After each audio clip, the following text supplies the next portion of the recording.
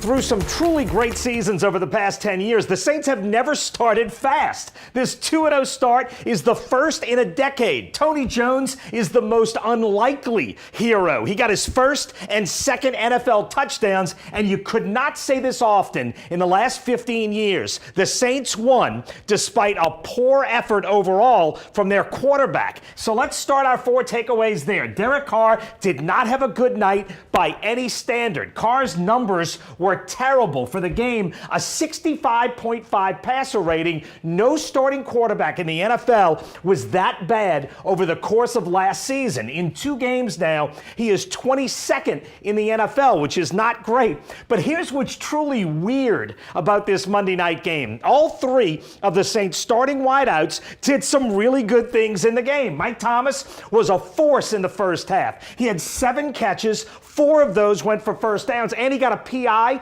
so that's really 5 first downs for Mike Thomas. This is who he has to be for the Saints to win. Rashid Shaheed has to be the home run hitter, and he was again. With a critical 45-yard catch in the fourth quarter, he caught 4 passes for 63 yards. And Chris Olave has to be the Saints star, and he was, with 6 catches for 86 yards. All 3 of the Saints' big 3 did really effective things in a game in which their quarterback didn't. Although, for the second straight week, Derek Carr was way better in the second half. His first half passer rating was 44.1. In the second half, it was 118.8. Now, he only threw 10 passes in the second half, so the overall numbers are still bad. But like last week, there was big-time second half improvement. At number 3, the O-line struggled again, but there are some positive signs. Carr's struggles can be directly linked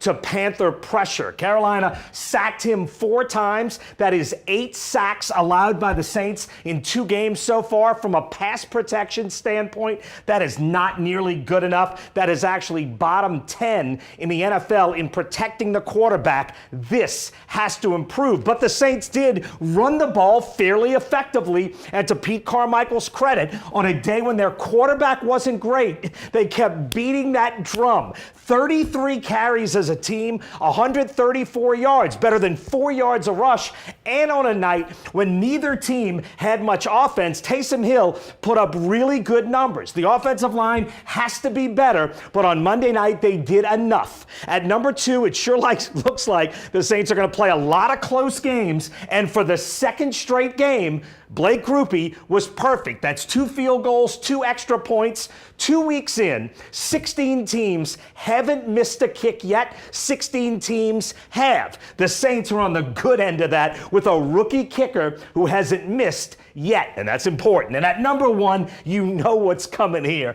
The Saints defense was tenacious. They only allowed 239 yards of total offense Monday night. 2 weeks in, the Saints are 4th in total defense. They haven't played an elite offense yet. My guess is both the Titans and the Panthers will finish this season in the bottom half of the NFL in total offense, but top 5 for this defense is absolutely achievable. They're getting off the field very effectively.